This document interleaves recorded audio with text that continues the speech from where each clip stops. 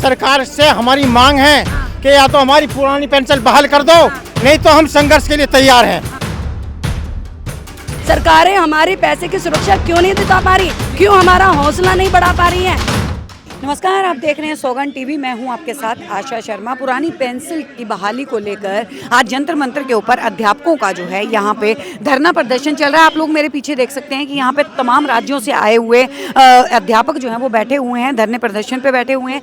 उनका कहना है कि जो जितना वो टैक्स देते हैं उसके मुताबिक जो है, अगर वो 12 महीने की सैलरी लेते हैं तो 10 महीने की सैलरी वो सिर्फ और सिर्फ उनके पास आती है और 2 महीने की सैलरी जो है वो उनकी टैक्स में चली जाती है। लेकिन अध्यापकों को जो है वो फायदा नहीं होता है। तो लगातार अपनी इस मांग को लेके धरने पे बैठे हुए हैं। यहाँ पे कर लेते हैं लोगों से बात कि क्या है लोगों का कहना, क्या उनकी मांग है मोदी सरकार से। बहाल पेंशन को लेके यादव जी क्या डिमांड जो है वो की जा रही है सरकार से? एक ही डिमांड है जी, नई पेंशन स्कीम को वापस लें और पुरानी पेंशन स्कीम को बहाल करें जी। ये नई में जो है वो क्या जो है आपको फायदा नहीं दिखाई दे रहा है? देखिए, नई में बहुत सारे अगर देखे जाएं तो लगभग 20 तरह के अलग अलग अंतर हैं। एक सरकारी कर्मचारी जो हमारा पुरानी पेंशन वाला है वो 1 भी रुपया कभी नहीं कटाता, और उसको जब रिटायर होता है तो उसको अपने वेतन, मूल वेतन का 50% पेंशन के रूप में मिलता है। और हर साल बढ़ने वाले डीए का अलग से वृद्धि होती है। लेकिन नई पेंशन स्कीम में वो पूरे जीवन अपना 10% कटाता है, और कहने को सरकार भी एक अपना अंशदान करती है, लेकिन उस दोनों अंशदानों का ये नहीं पता कि कहाँ गया वो किस जगह इन्वेस्ट हुआ, कहाँ नहीं हुआ। अगर कोई मान लीजिए कोई कंपनी डूब गई, कोई शेयर बाजार डाउन हो गए तो उसको 1 रुपया नहीं मिलता। ऐसे अब परिणाम आने लगे हैं। 1700, 2700, 2500 पेंशन पे लोग रिटायर हो रहे हैं। इसलिए बड़ा आक्रोश पूरे हिंदुस्तान के कर्मचारियों में, शिक्षकों में है। देखिए, आज आपने जैसे देखा, आज हमारा संकल्प धरना है। आज तो हमारे साथी सिर्फ संकल्प लेके जा रहे हैं कि आज संकल्प लेंगे, इस वर्ष के लिए संकल्प लेंगे। ये वर्ष एक निर्णायक वर्ष है। इस बार 9 राज्यों में चुनाव है। आप देखिए, ये आजकल अब जो राजनीतिक मुद्दा बन चुका है। हिंदुस्तान के गैर भाजपा प्रदेशों में पुरानी पेंशन बहाल हो चुकी है, लेकिन सिर्फ और सिर्फ भाजपा जो शासित प्रदेश है उनमें नहीं हुआ है। इसलिए हम आदरणीय मोदी जी को आज बजट के दिन ये जगाने के लिए आए हैं कि हम आज संकल्प ले चुके हैं। जैसे वो आगे बढ़ेंगे, पूरे वर्ष हम भी ऐसे आगे बढ़ेंगे। क्या कहेंगे? आशा जी, सरकारी कर्मचारी 12 महीने काम करता है और 10 महीने की तनख्वाह घर लेकर जाता है। 2 महीने की तनख्वाह हम लोग सरकार को अपने टैक्स के रूप में देते हैं। तो देश के 4थे नंबर पर आने वाले सरकारी कर्मचारी हैं जो सरकार को चलाते हैं और प्योर 100% टैक्स पेयर हैं। एक बार टैक्स देने के बाद हम लोग कपड़े पर, रेल पर, खेल पर, सब्जी पर, रोटी पर, गाड़ी पर, मकान पर तमाम तरह के हजारों टैक्स देते हैं। उसके बाद ना तो हमारी पेंशन बहाल की जाती है और ना ही हमें कोई ऐसी बड़ी सुविधाएं दी जाती हैं। आज देश में जितना भी सरकारी कर्मचारी है वो कर्जे में है। जब भी होम लोन की कंपनियां चलती है तो सबसे ज़्यादा होम लोन हम लेते हैं। गाड़ियां, सुविधा तो चाहिए ना रोज अवतर जाने के लिए, तो गाड़ियां भी हम लोग जो है होम लोन पर ही लेते हैं। तो जितनी भी उसके लिए सरकार जो मेडिकल सुविधा देती है उसका भी तनख्वाह में से काट लेती है।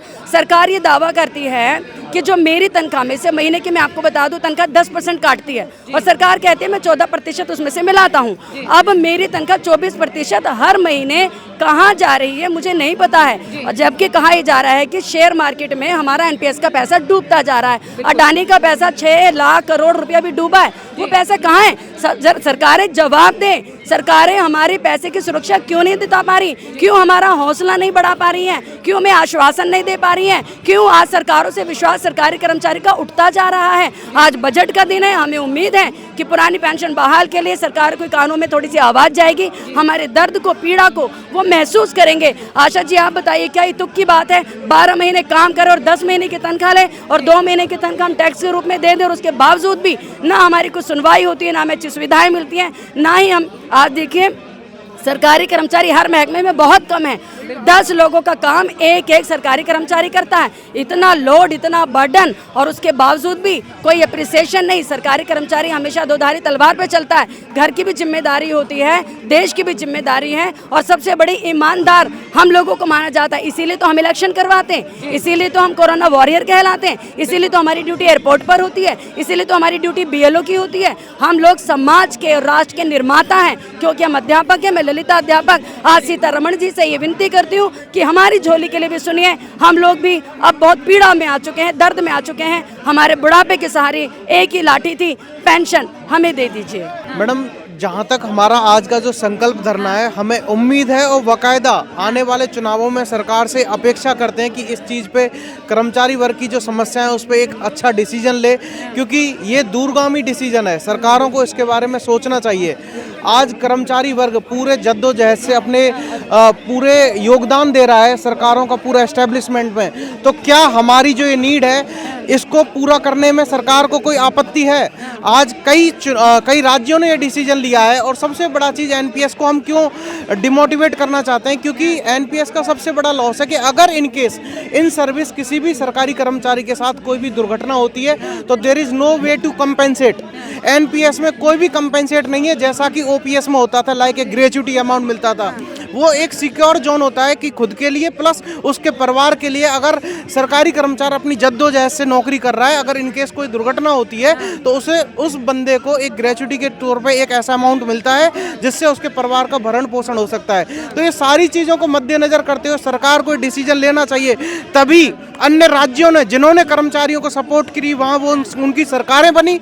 साथ ही साथ जितने भी राजनेता या जो भी एक बार एमपी एमएलए जनता, उन लोगों को भी एक ओल्ड पेंशन स्कीम क्यों, क्योंकि उसमें बेनिफिट्स हैं। तो हमारी यही गुहार है कि ये जो बजट सत्र है इसमें सरकार कुछ ना कुछ डिसीजन ले। के ऊपर किया सरकार से हमारी मांग है कि या तो हमारी पुरानी पेंशन बहाल कर दो, नहीं तो हम संघर्ष के लिए तैयार हैं। मैडम पीला कलर है संघर्ष, हम संघर्ष के लिए तैयार हैं। एक विधायक कई पेंशन ले रहा है और एक सरकारी कर्मचारी 30 साल नौकरी करने के बाद भी अगर उसको पेंशन नहीं मिल रही, उसके बुढ़ापे का सहारा रहे ही नहीं वो तो फिर। तो इस सरकार से पुरजोर तरीके से आज मांग करते हैं, हम आज शुरुआत करते हैं इस संघर्ष की कि हमारी पुरानी पेंशन बहाल करो। मोदी जी सुनेंगे?